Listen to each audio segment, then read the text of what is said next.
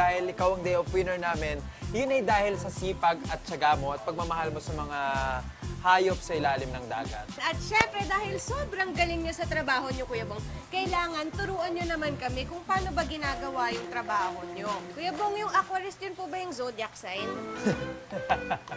Ay, hindi pala. Ay, Aquarius yata yun. Ay, Aquarius pala.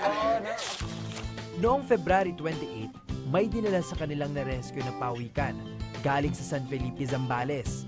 Siya po ay nakalunok po siya nung hook. Talunok ng hook. Sa taga. Natanggal na hindi pa. Hindi pa rin po siya natanggal. Kaya talagang dapat mag-iingat tayo sa mga tinatapon natin sa dagat. Kuya Bong. Posible raw na isang napatid na kawit na may pain ng isang mangingisda ang bumara sa lalamunan ni Hook. Maselan ang kondisyon ni Hook, kaya naman bukas mismo ay ooperahan na si Hook para tanggalin ang kawit sa kanyang leeg. So we did several diagnostic tests, kagaya ng x-ray, then we proceeded with the surgery. Gagawin po natin sa kanya, iangat po natin sa tubig. Wow. Ang tawag po namin doon. Ay kuya, wait lang. Tanong ko lang. Kapag bubalbinot natin siya, hindi maapektuhan yung sugat niya sa Hindi naman po. Okay lang na hawakan natin siya. Okay lang po. Kung hindi maaalis ang hook sa loob ng pawikan, ay mahihirapan ito sa paglunok ng pagkain at maaaring humantong sa pagkamatay nito. Hindi naman po mangangagat. Hindi naman po mga ganyan. Basta po ang ano lang po is, layo lang po tayo sa bandang ulo niya. May tamang parang ano din Din parang cobra din Cobra lang Kuya Bong kaming nakuhin Naaalala ko tuloy ang intense Cobra episode. Ay! Wait, Kuya pa! Ang pangalan nito? Pero po si Hook. Dahil Hook. Captain Hook! Ito po si Captain Hook. Okay, Hook! Kunin na natin si Hook, tara! Okay. Talagang sobrang nakaka-touch na alam mong tulong-tulong yung mga aquarist para buhayin ng mga sea turtle.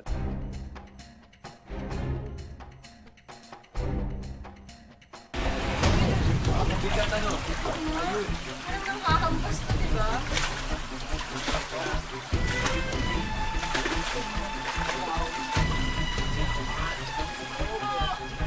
Oh my gosh, ang lakas mo, Kuya Bong. Hindi mo pala kailangan ng tulong natin Janine, support lang tayo dahil mga expert lang ang dapat tumawak sa pawikan para sa safety na rin natin at lalo na ng pawikan. Ayan, Kuya Bong. Ano po ang una natin gagawin ngayong nakuha na natin si Hook? Ito po ang gagawin po natin sa kanya. Biometric niya is, ipatin muna po natin siya yung Body measurement niya. yun ang body measurement para po may record po siya. Okay po. Si Ken ang tutulong kay Kuya Bong na kumuha ng biometrics at ako naman ang magsusulat ng measurements.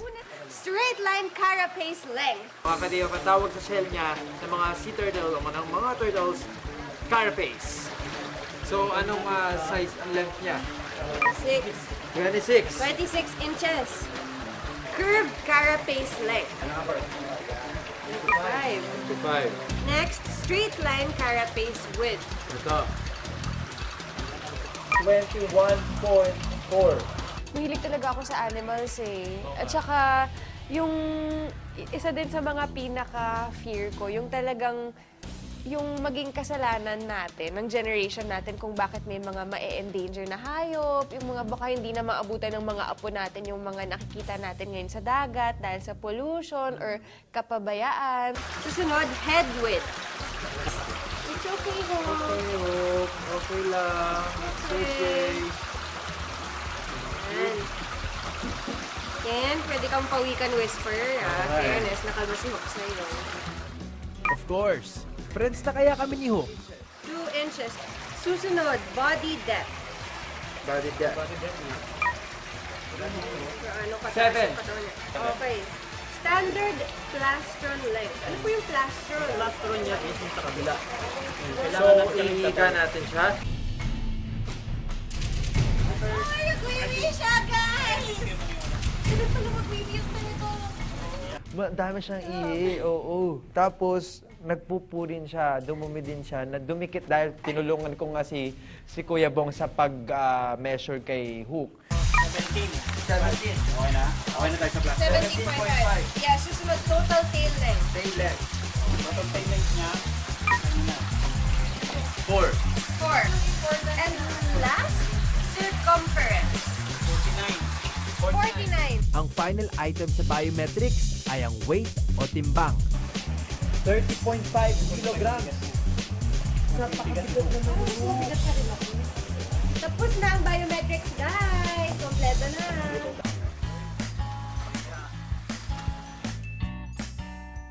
Maingat namin na iangat ang pawikang si Hook mula sa tubig. Sa shell lang ito pwede hawakan hanggat nasa loob pa ng katawan nito ang hook. Kinarin na rin namin ang pagkuha ng biometrics ni Hook. Pero bago pa namin siya mabalik,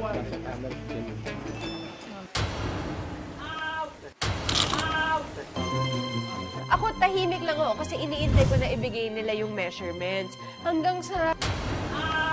Bigla lang si Kuya Bong parang nag-sound na weird. Wala, dugo-dugo. Oh my God. Ay, ang laki ng pagod.